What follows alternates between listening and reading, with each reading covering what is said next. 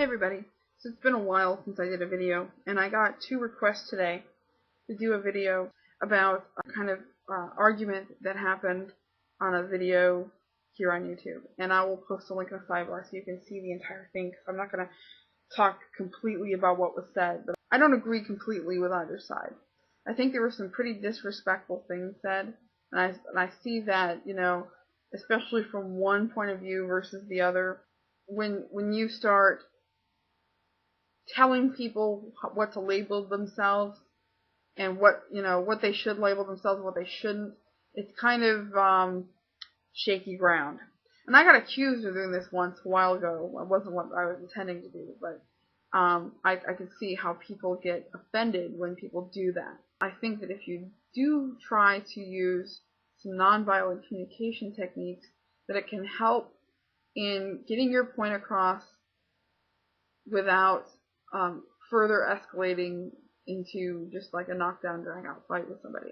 One of the things that I like to do is eye-referencing, and eye-referencing basically is saying, you know, instead of saying, well, this is what you need to do, and you did this and you did that, instead of doing that, put it from your own perspective and say, well, that's not my perspective on things. I have this point of view because, and go from there.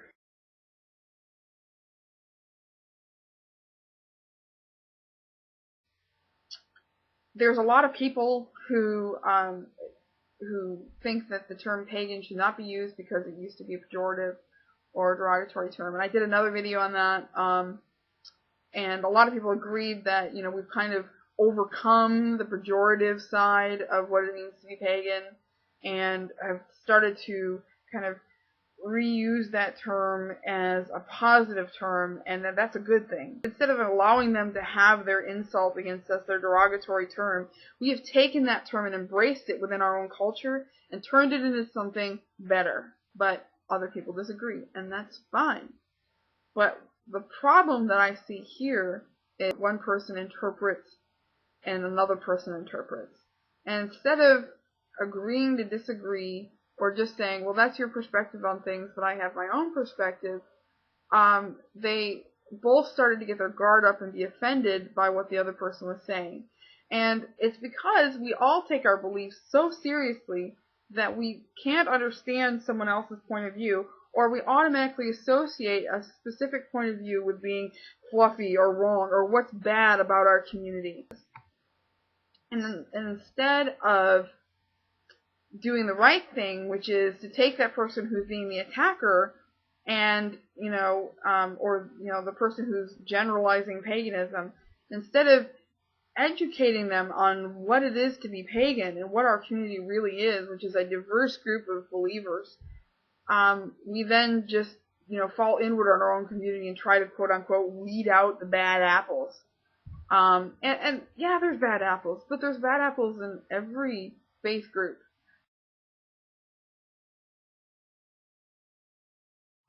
And this might surprise people, because people might think, well, paganism is a blanket term, not a religion.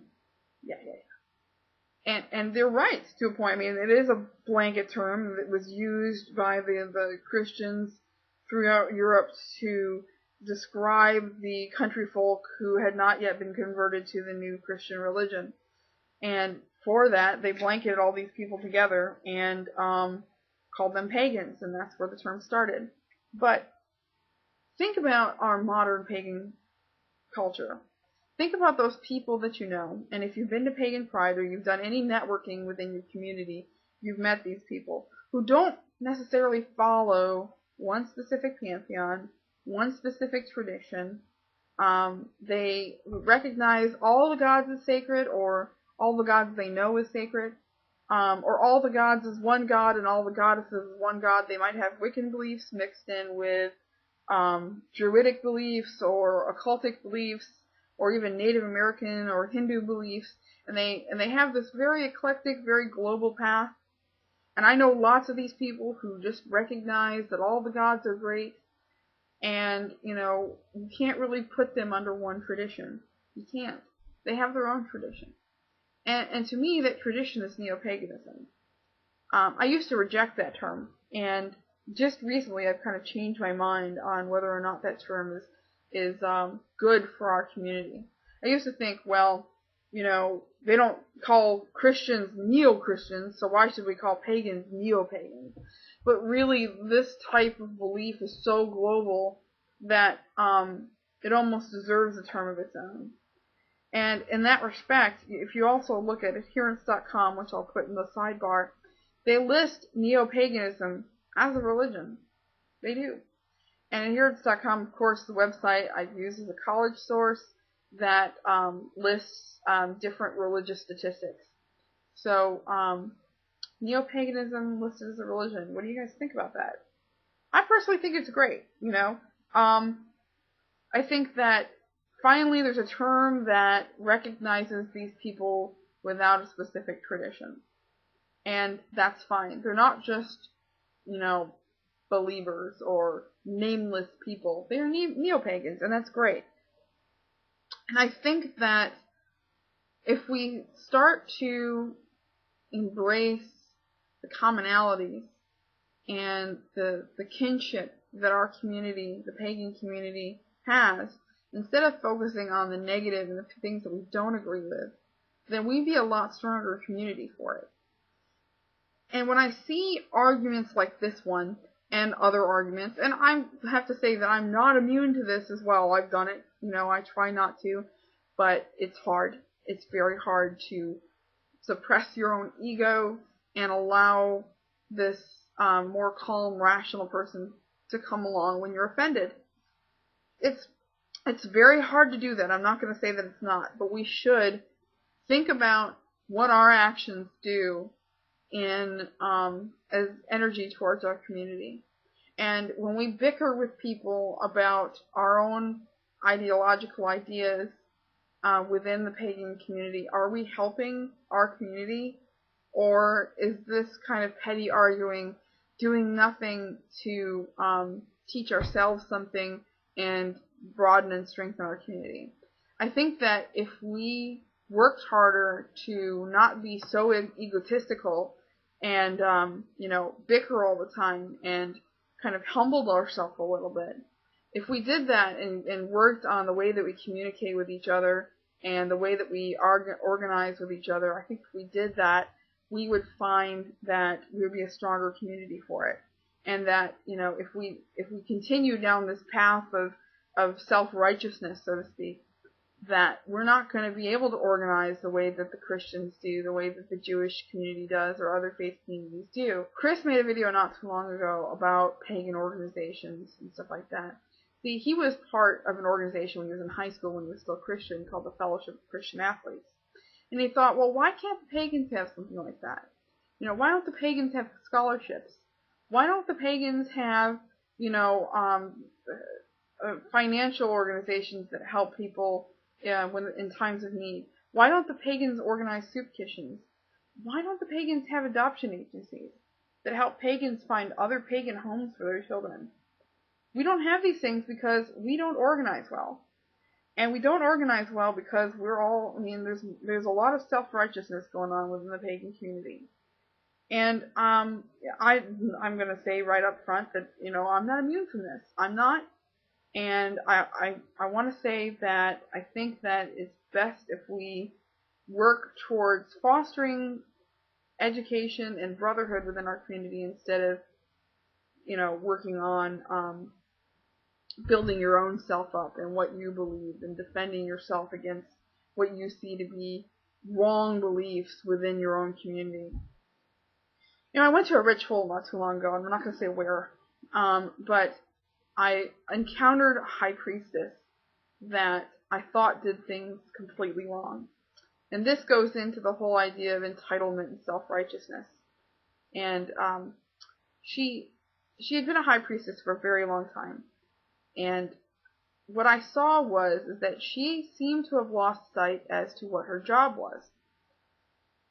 Instead of being a minister, and the word minister means to take care of, instead of fostering her community to be educated, to being well-rounded, to being happy in their own spirituality, it was more about her ordering people around, her dictating orders, her getting attention for herself.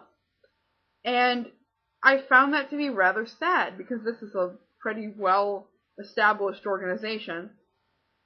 And what I thought was to myself, well, if only she would take the position that she has, and instead of focusing so much on her own ego, focusing that energy on the community, there would be, there would be a lot more energy coming towards her. The more that you give out, I think the more that you'll get back. So, instead of her focusing her own energy on herself like she was doing, if she'd focus that energy outward, she'd then receive that energy backwards and broaden her horizons. And that's what I thought about that. I think that, what I'm going to leave you guys with is something that actually came from a theosophical tradition, but that I think makes a lot of sense. The witch's pyramid, which is to know, to will, to dare, and to keep silent. Now, there's lots of different ways to interpret the witch's pyramid, but here's one interpretation that I wanted to leave you with. To know is not just to have your own knowledge, but to help foster the next generation of pagans with that knowledge, to give back the knowledge you've received to them.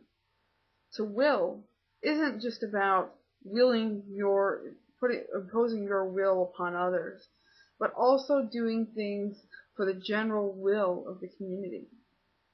To dare isn't just about daring to fight and being belligerent with others, but daring is also to dare to be peaceful, to dare to venture where one has not ventured before. And to keep silent isn't just about not talking about your tradition, but to keep silent can also mean to humble yourself, to let others speak, and to let other people's ideas be heard, even if you disagree with them. Blessed be.